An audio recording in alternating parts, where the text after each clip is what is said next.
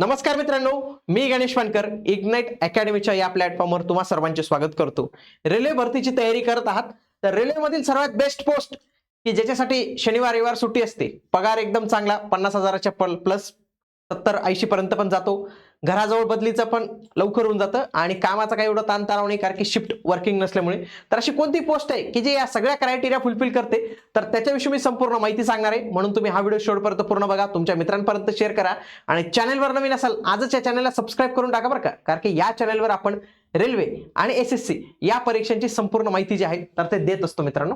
बघा चला, तत्पूर्वी आरआरबी एनटीपीसी आणि ग्रुप डी या दोघांच्या मित्रांनो आपण लाईव्ह बॅच सुरू केल्यात मित्रांनो। तुमची मागणी होती सर लाईव्ह बॅच सुरू करा, लाईव्ह बॅच सुरू केलेली 12 जानेवारी पासून लाईव्ह बॅच झालेली। आजच इग्नाइट अकॅडमीचं ऍप्लिकेशन डाउनलोड करून तुम्ही या बॅचेत जॉईन करू शकतात। एनटीपीसी ची वेगळी, ग्रुप डी ची वेगळी, पण मी असं म्हणेल जो पदवीधर असेल त्याने एनटीपीसी ग्रुप डी एक कॉम्बो बॅच आपली ती बॅच जॉईन करा, तुम्हाला खूप चांगला फायदा जो आहे तर तो याच्यात बघायला मिळणार आहे। आता सगळ्यात आधी एनटीपीसी मध्ये कोणती कोणती पदं येतात, कारण की मी याला यूपीएससी कन्सिडर करत नाही बरं का, सगळ्यात बेस्ट पोस्ट यूपीएससी चीच असेल, पण मी एक जनरल म्हणतोय की एनटीपीसी आणि ग्रुप डी मधील सगळ्यात बेस्ट पोस्ट कोणती आहे बघा। 12वी लेवलवर कोणते कोणते पद आहेत, junior clerk, account clerk, train clerk आणि कमर्शियल कम तिकीट क्लर्क। त्याच्यानंतर ग्रॅज्युएशन लेवलवर कोणते आहे, goods train manager, chief commercial cum ticket supervisor, senior clerk, junior accountant आणि स्टेशन मास्टर ही पद आहेत।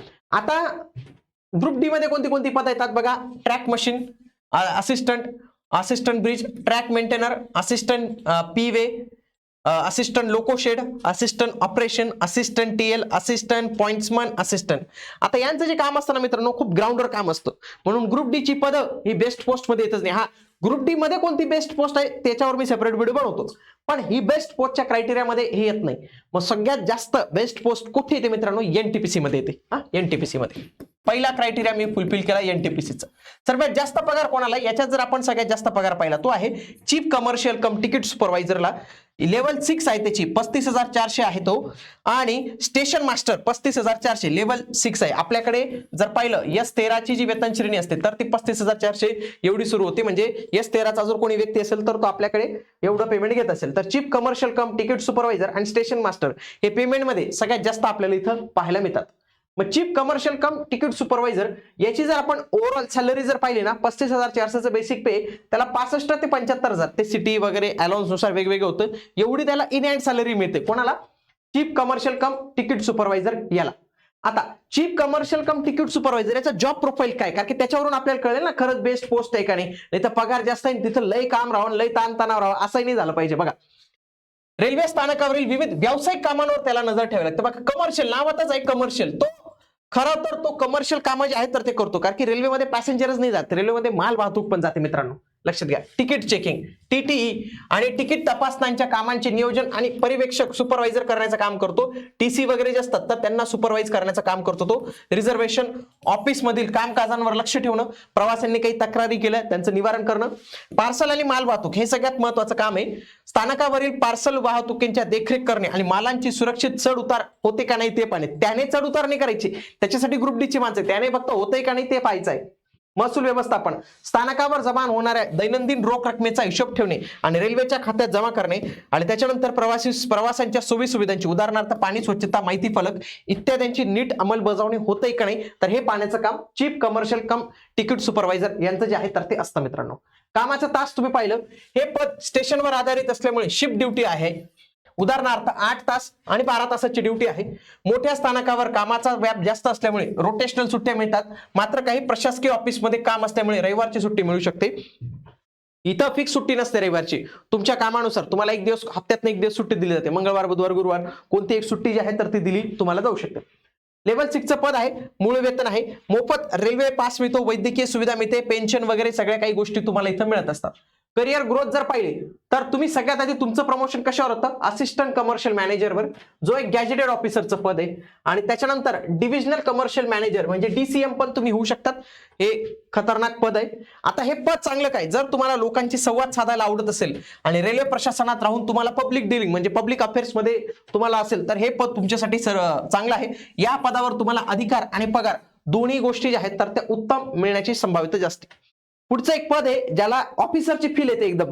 तो जेव्हा चालतो ना तर 2-3 बाकीचे कर्मचारी त्याच्या आजूबाजूला राहतात, म्हणजे एकदम फील येतो त्याला. तर ते पद कोणतं आहे मित्रांनो? स्टेशन मास्टरचं पद आहे.